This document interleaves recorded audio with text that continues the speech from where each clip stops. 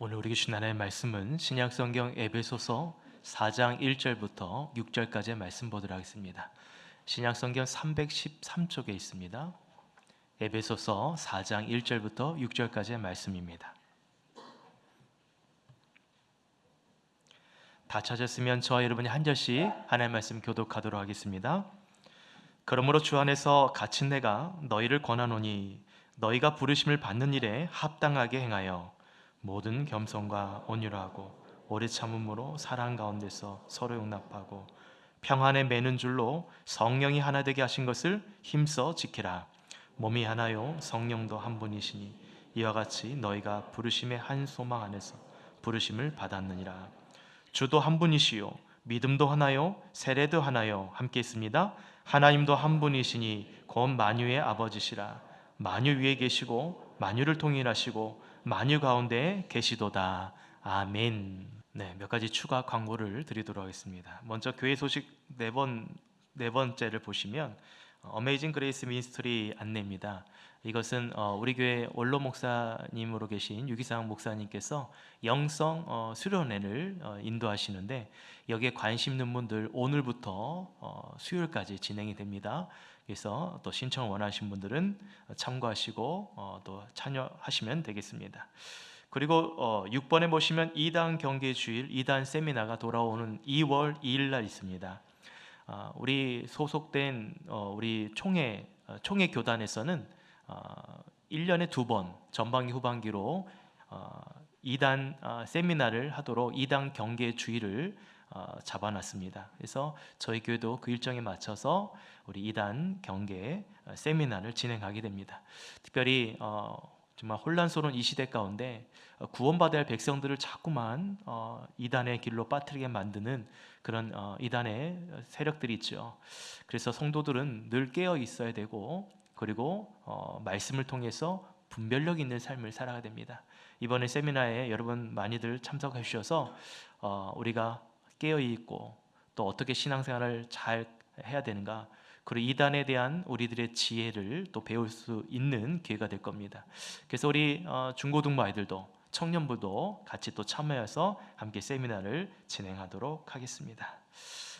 이상 추가 광고 마치고요. 우리 한번 서로 앞뒤에 좌우에 계신 분께 한번 인사하도록 하겠습니다. 잘 오셨습니다. 반갑습니다. 한번 인사하겠습니다. 이제 명절이 시작되니까 우리 반갑게 한번 새해 복 많이 받으세요. 한번 인사하도록 하겠습니다. 새해 복 많이 받으십시오. 아멘. 사랑하는 성도 여러분, 새해 복 많이 받으시기를 축원드립니다.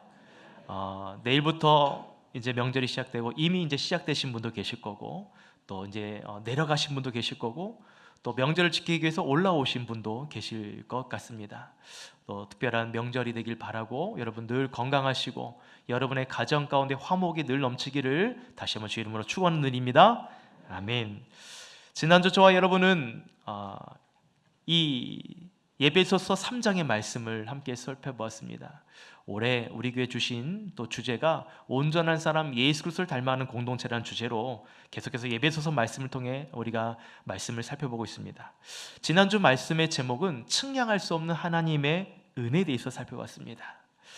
무엇이 측량할 수 없는 하나님의 은혜라고 말하는가, 이거에 대해서 두 가지로 살펴봤는데, 첫 번째로 사도 바울은 지극히 작은 자보다 더 작은 나에게 주신 은혜를 고백합니다. 여러분, 사도 바울이 이렇게 지극히 작은 자라고 자신을 고백한 이유는 무엇 때문입니까? 그가 예수님을 만났기 때문이에요. 예수님을 만나면, 예수님 앞에 서면 내가 얼마나 큰 죄인인지 깨닫게 해주십니다. 그리고 세상에서는 내가 큰 자라고 여겼는데 예수님 앞에 서면 하염없이 내가 큰 죄인이라는 것을 깨닫게 해주십니다. 그래서 사도 바울은 이것을 하나님의 은혜로 고백하고 있어요. 나는 지극히 작은 자보다 더 작은 자입니다. 그 겸손의 삶, 낮아짐의 삶을 통해서 여러분 사도 바울이 어떤 삶을 살았습니까? 이방인을 위하여 옥에 갇히게 되고 또 복음을 위해서 그가 일꾼자가 되었다, 이렇게 얘기를 하죠. 여러분, 그렇게 그는 그리스도 안에서 이방인과 또 유대인과 구별 없이 모든 사람이 하나님 예수 그리스도 안에서 함께 상속자가 되고 또 함께 지체가 되고 또 함께 약속에 참여하는 자가 되기를 원하는 그런 마음으로 지극히 작은 자보다 더 작은 자의 그 은혜를 고백합니다. 두 번째로 무엇이 측량할 수 없는 하나님의 은혜인가? 그는 모든 것 위에 넘치도록 능히 하실 하나님의 은혜를 고백합니다. 사도 바울은 에베소 성도들을 위해서 그래서 무릎 꿇고 내가 기도한다 라고 얘기하고 있죠.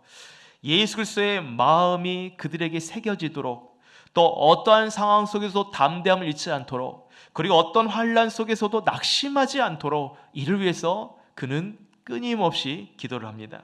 그러면서 믿음과 사랑의 뿌리를 내려라.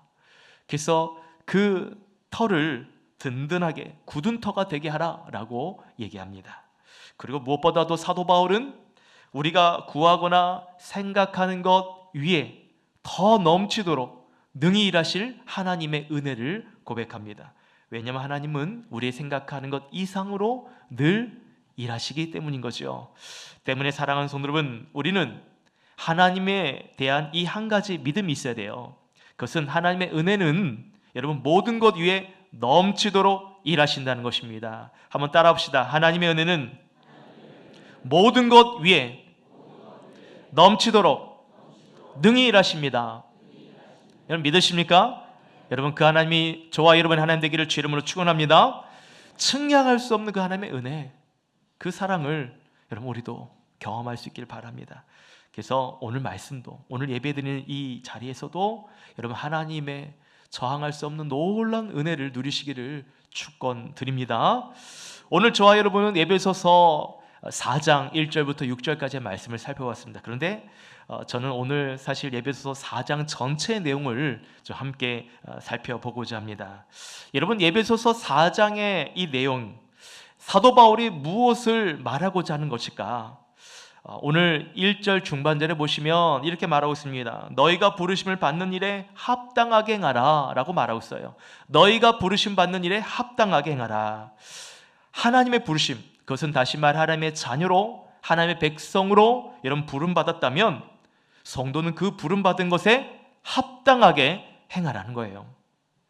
여러분 여기서 부르셨다라는 것은 헬라어로 여러분 칼레오라고 합니다. 그 의미는 뭐냐면 부르다, 초대하다, 이름을 짓다 라는 의미가 있어요. 부르다, 초대하다, 이름을 짓다. 여러분 마태복음 22장에 보시면 혼인잔치의 비유가 나옵니다. 혼인잔치를 위해서 주인은 정말 진수성찬, 먹을 것을 정말 잔뜩 차려놓고 청함받은 사람들을 초대를 하는데 사람들이 그 예식의 자리에 오지 않아요. 오는 거 싫어합니다. 그래서 주인이 하인들을 시켜서 큰 거리로 나가서 만나는 모든 사람들 다 데려오라고 얘기합니다. 그래서 여러분 그 많은 사람들이 그 혼인잔치에 왔는데 말씀에서는 뭘 얘기했냐면 청함을 받는 자들은 많지만 택함을 입은 자는 적다라는 얘기를 해요. 그곳에 많은 사람들이, 길거리에 있는 사람들이 왔지만 정작 택함을 받은 자는 적다라는 것이죠. 여기서 청함을 받는 사람들이라는 의미가 바로 칼레오예요.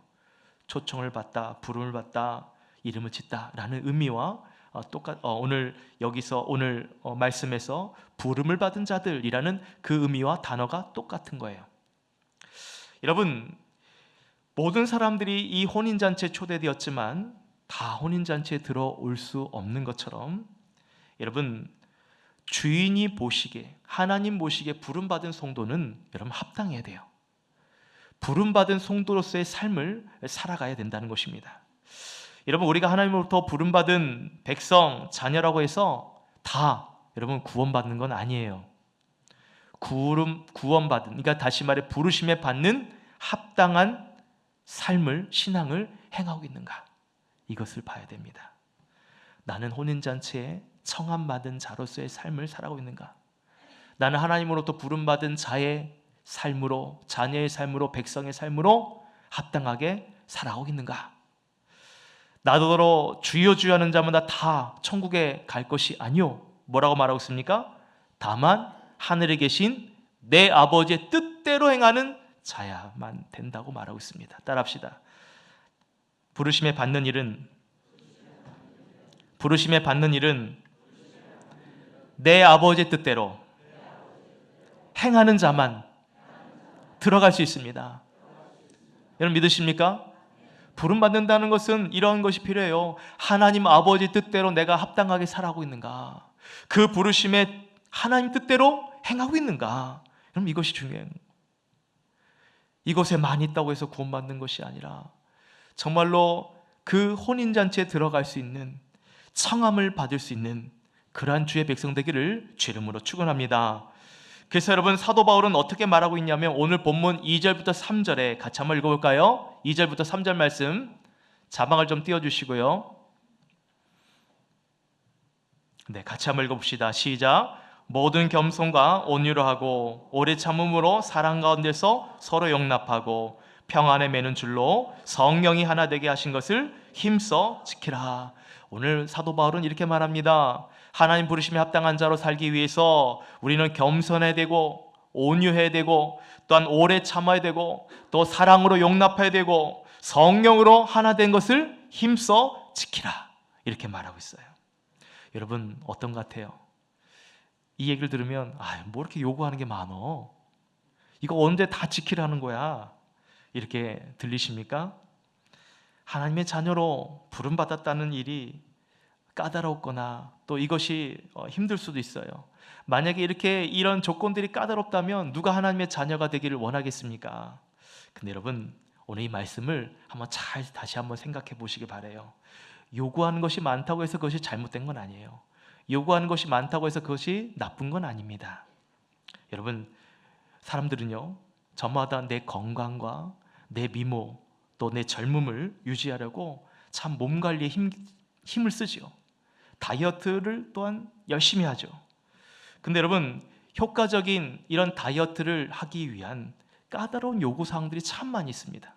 아침에는 뭘 먹어야 되고 점심에는 뭘 먹어야 되고 저녁에는 뭘 먹어야 되고 먹지 말아야 될 거, 먹어야 될 거 다 그것들을 제약을 하지요. 여러분 왜 그렇게 구분지어 굉장히 까다롭게 합니까? 그래야 건강한 몸을 유지할 수 있고 그래야 젊음을, 아름다움을 유지할 수 있기 때문인 거죠.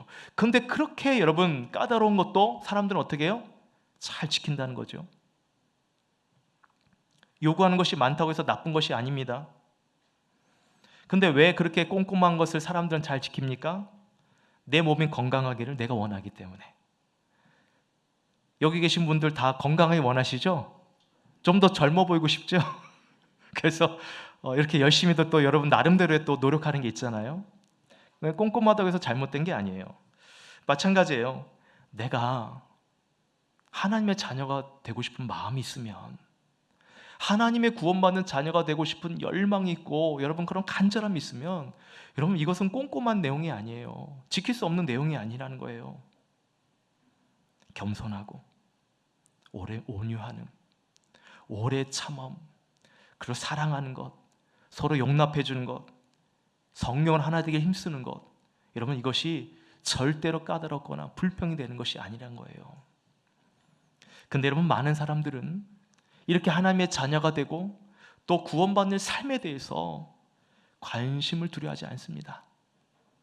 그것이 지금 내 삶에 지금 현재의 삶에 그렇게 중요하다고 생각하지 않기 때문이에요. 그런 간절한 마음이 없기 때문이에요. 오히려 그것보다 지금 내 건강이 더 중요하니까 이렇게 성경에서 요구하는 삶을 살아내기를 싫어하는 거죠. 그러면서 본인은 건강을 위해서 그렇게 꼼꼼하게 잘 시간을 지켜서 열심히 살지 않습니까? 좀 이상하지 않아요? 히브리서 9장 27절에 보시면 한 번 죽는 것은 사람에게 정한 것이요 그 후에는 뭐가 있다고 말해요? 심판이 있으리니. 여러분 우리의 인생은 한 번밖에 없어요. 여러분 다음 생에는 없다는 말입니다. 이후로는 죽음 이후로는 심판이 있어요. 성경에서 분명히 말씀하고 있지 않습니까? 그래서 여러분 한 번밖에 살지 못한 인생을 우리는 어떻게 살아가야 되는가? 어떻게 사는 것이 정말 의미 있는 인생인가?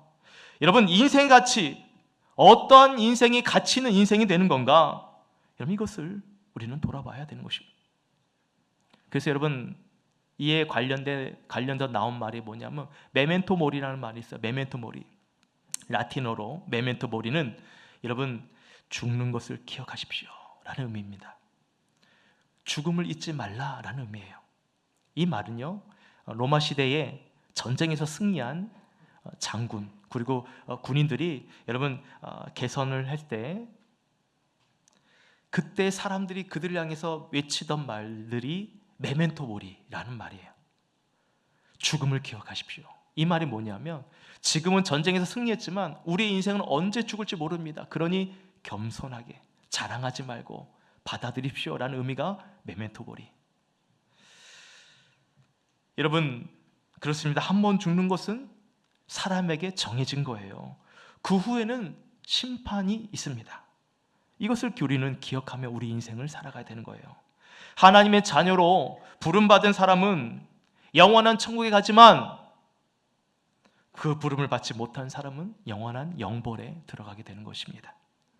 그래서 사도 바울은 부르심에 받은 합당한 삶을 살기 위해서 온유와 겸손과 오래 참음과 그리고 서로 사랑으로 용납하고 성령으로 하나 되기를 힘쓰라 이렇게 말하고 있는 거예요. 여기서 우리가 기억해야 될 것은 성령으로 하나 되게 하신다라는 말씀입니다. 성령으로 하나 되게 하신다. 왜냐하면 다른 말들 겸손하고 온유하는 것은 우리가 하는 거예요. 우리가 온유해야 되고 겸손해야 되고 사랑해야 되고 그리고 기다려야 되고 인내해야 되고, 그런데 성령이 하는 것은 성령이 하나 되게 하신다라는 거예요. 성령이 일하신다라는 것입니다. 그것을 우리의 힘으로 하는 것이 아니라 성령께서 그렇게 이루어 가신다. 그래서 좀 차이점이 있습니다. 그래서 우리는 성령이 일하신 것, 성령이 하나 되게 하신 것을 우리는 그것을 힘써 지키라 라고 사도 바울은 표현하고 있어요. 여러분 그렇다면 성령께서 하나 되게 하신다는 것, 이것이 무엇인가? 우리는 무엇을 힘써야 되는가? 말씀해 보시면 인간의 몸은 하나라고 얘기하고 있습니다. 그리고 성령도 하나라고 말하고 있어요. 우리가 하나님으로부터 한 소망의 부르심을 받은 것도 하나라고 말하고 있습니다. 그래서 오늘 본문 5절에 보시면 주도 하나요. 주라는 것은 그리스도입니다. 주도 하나요. 또한 믿음도 하나요. 세례도 하나요. 하나님도 뭐라고 말했어요? 한 분이시다라고 말하고 있습니다. 여러분 여기서 표현한 예수님, 믿음, 세례, 하나님, 여러분 이것은 절대적으로 나눠질 수 없는 대상을 말합니다. 나눠져서도 안 되고 나눠질 수도 없는 대상이에요. 여러분 한번 생각해 보세요. 예수님이 한 분이 아니라 여러 명이다. 여러 명이 예수님으로 존재한다. 여러분 어떨 것 같습니까? 저 사람도 예수, 저 사람도 예수, 저기 있는 사람도 예수라고 한다면 어떨 것 같아요? 아마 혼란스러운 일이 일어나겠죠.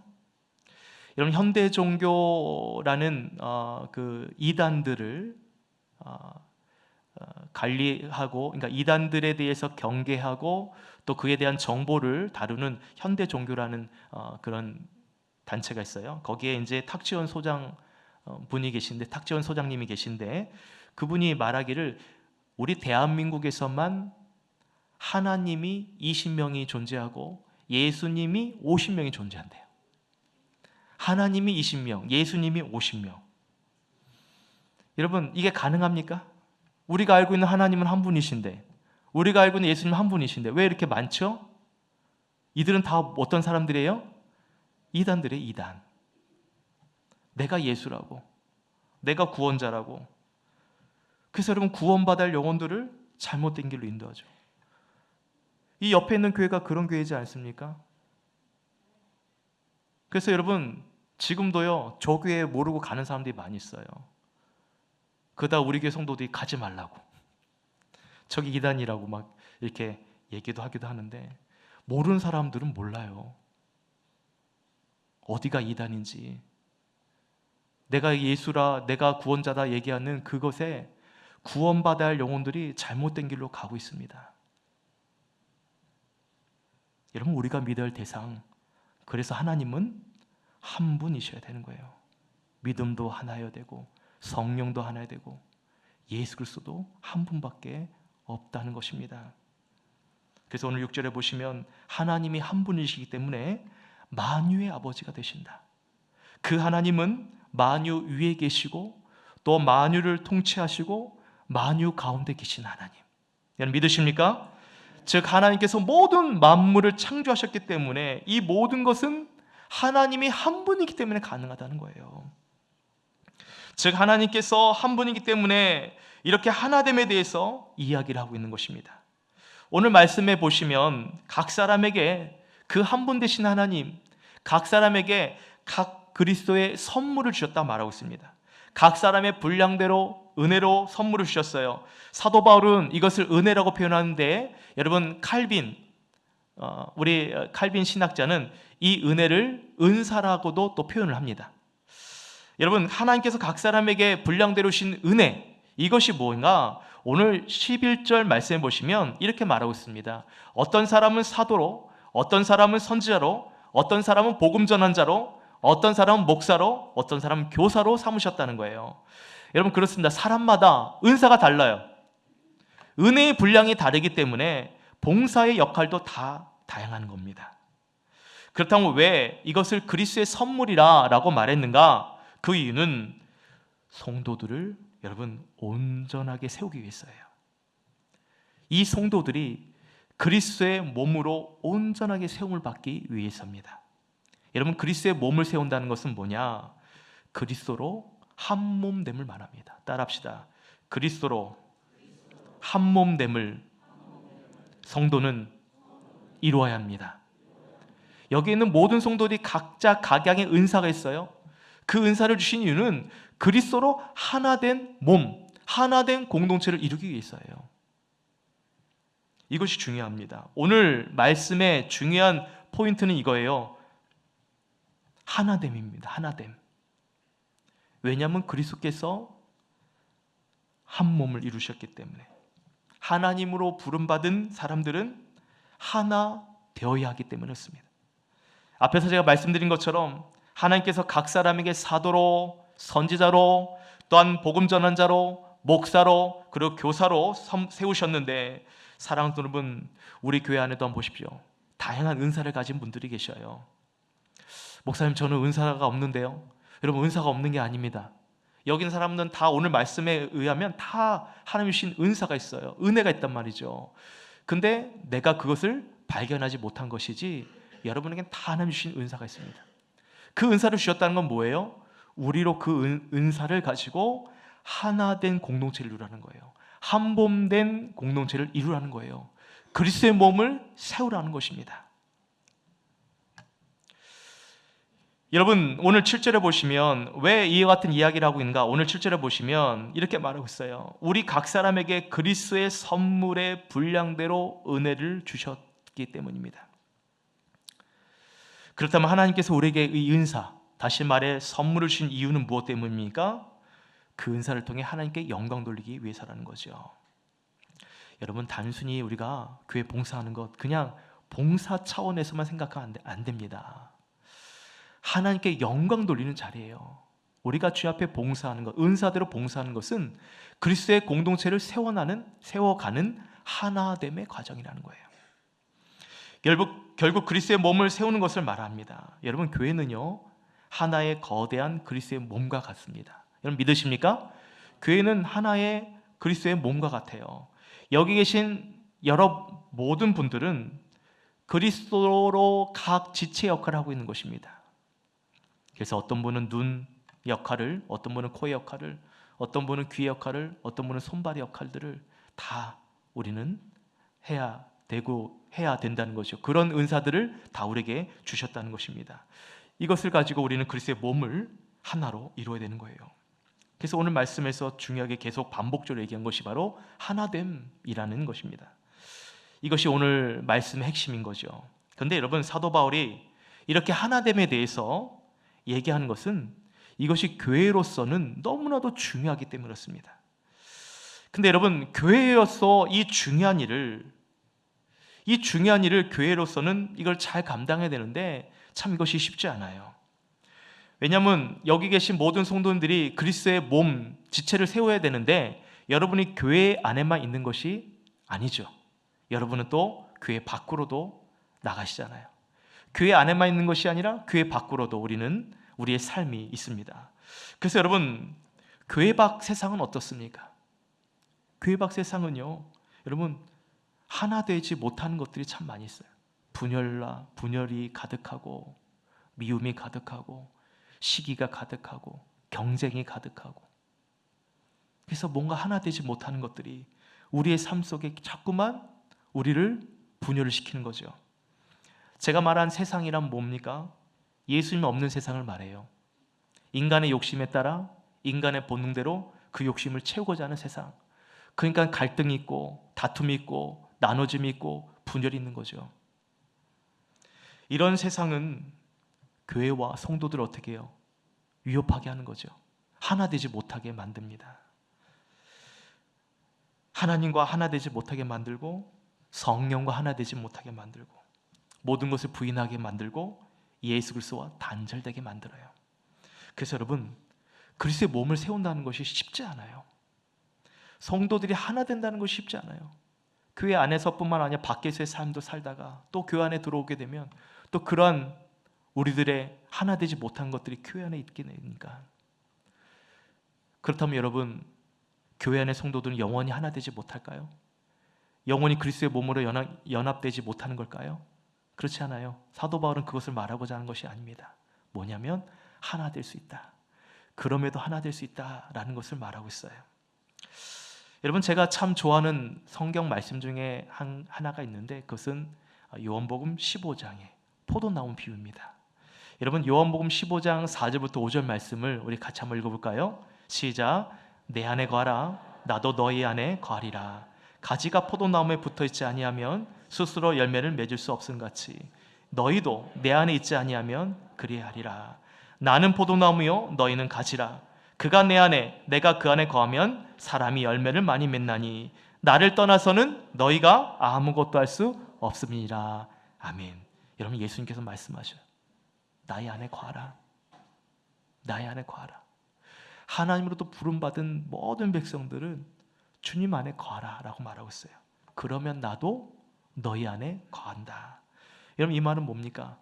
예수님과 하나가 되라는 거예요. 연합을 이루라는 것입니다. 예수님이 포도나무죠. 우리는 가지잖아요. 여러분, 예수님이 내 안에 있고 내가 예수님 안에 거하면 여러분 하나가 되는 거예요. 연합을 이룰 수 있다는 거예요. 아무리 이 땅 세상 가운데 분열과 또 시기와 미움과 경쟁과 다툼이 있어도 다시 이 공동체 안에서 예수님께 붙어 있으면 연합을 이룰 수 있다는 것을 말하고 있습니다.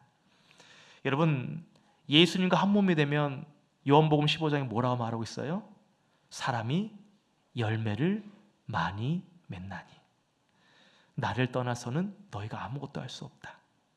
주님을 떠나서는 우리는 이 연합된 삶을 살아낼 수 없어요. 열매 맺는 삶을 살아갈 수 없다는 것입니다. 여러분, 포도나무의 이 하나됨이 뭘까요? 가지가 나무에 붙어 있는 것이 하나 되는 거예요. 그 하나의 포도나무가 되는 것입니다. 여러분, 왜냐하면 여러분, 포도 열매는 어디서 맺혀집니까? 나무에서 맺혀져요? 가지에서 맺혀져요? 가지에서 맺혀진, 정확하게 얘기하면 가지에서 맺혀진 거예요. 나무에서 맺혀지는 것이 아닙니다. 그러니까 하나됨이란 뭐냐면 우리가 주님 앞에 붙어 있는 삶 말이에요. 가지가 포도나무에 붙어 있어서 열매를 맺는 것처럼 하나됨은 예수 그리스도와 연합을 말하고 있습니다.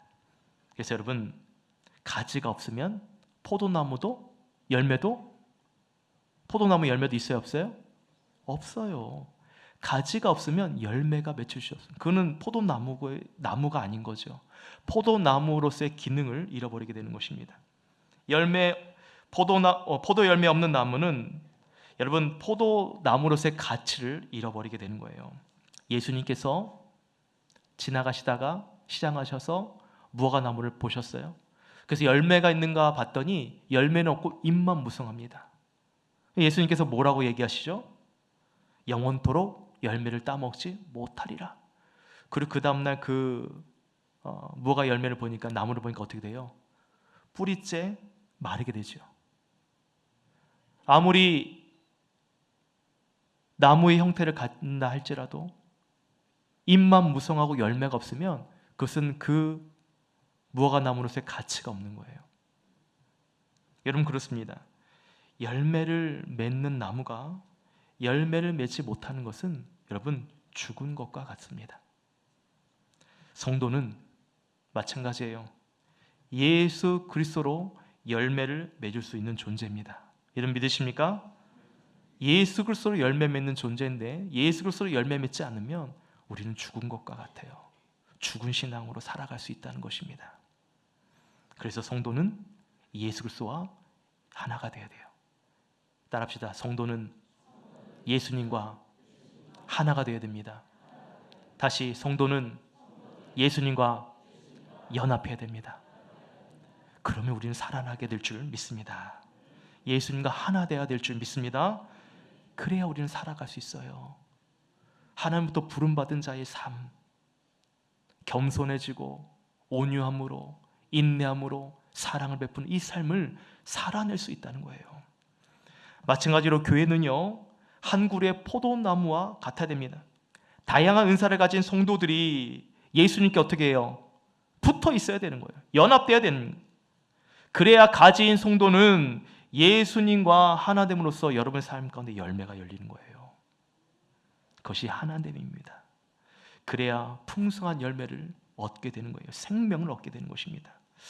여러분 오늘 말씀 에베소서 4장 12절부터 13절 말씀 같이 한번 읽어봅시다. 시작. 이는 성도를 온전하게 하여 봉사일을 하게 하며 그리스도의 몸을 세우려 하심이라. 우리가 다 하나님의 아들을 믿는 것과 아는 일에 하나가 되어 온전한 사람을 이루어 그리스도의 장성한 분량이 충만한 데까지 이르리니. 여러분 분명히 말하고 있지요. 성도는 온전하게 하기 위해서 봉사일을 하게 하는 거예요. 온전한 성도가 되기 위해서 봉사라는 것입니다. 그것은 다시 말해 그리스도의 몸을 세우는 거라고 얘기하고 있어요.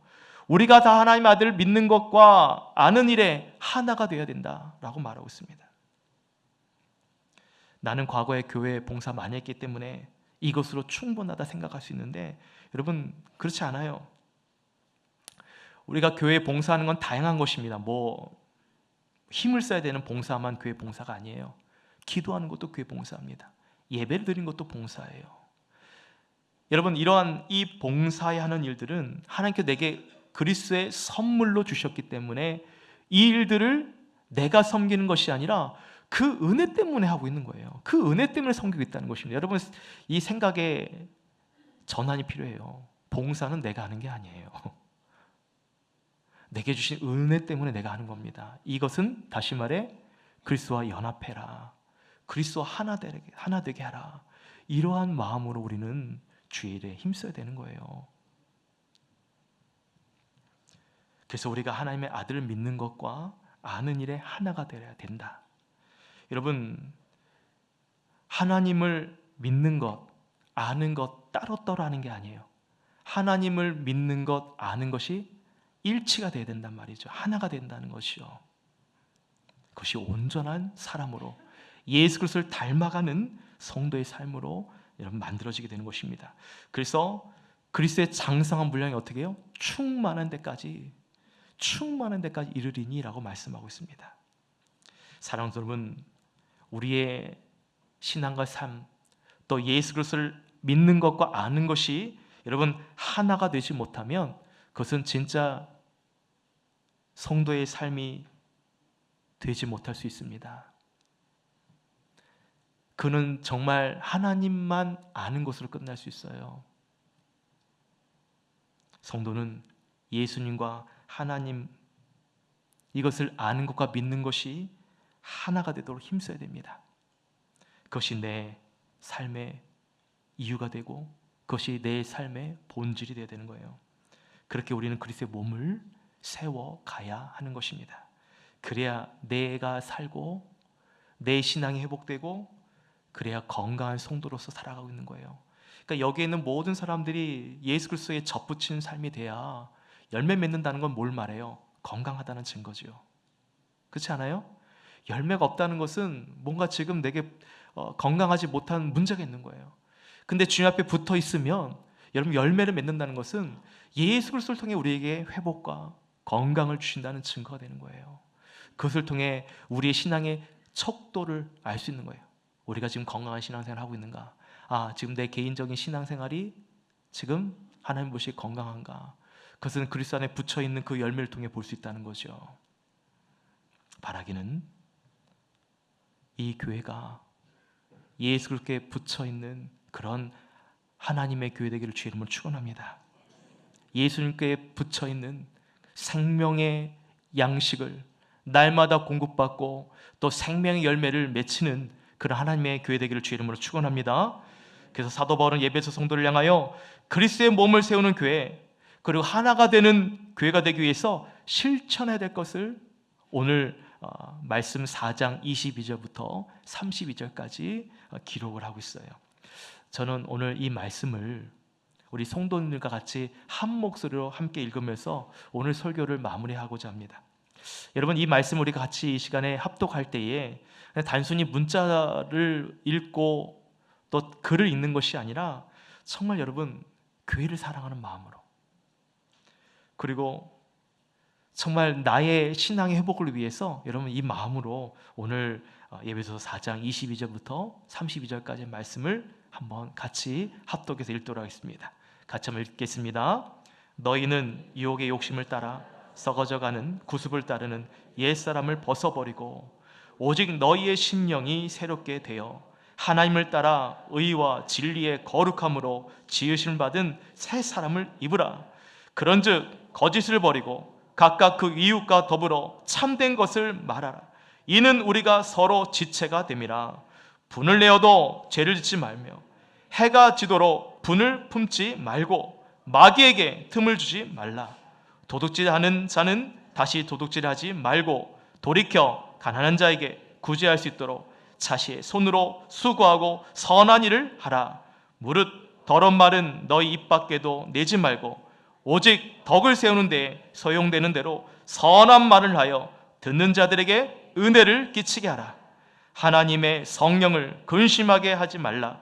그 안에서 너희가 구원의 날까지 인치심을 받았느니라. 너희는 모든 악독과 노함과 분냄과 떠드는 것과 비방하는 것 모든 악의와 함께 버리고 서로 친절하게 하여 불쌍히 여기며 서로 용서하기를 하나님이 그리스도 안에서 너희를 용서하심과 같이 하라. 믿으십니까? 여러분, 이런 삶이 있기를 원해요.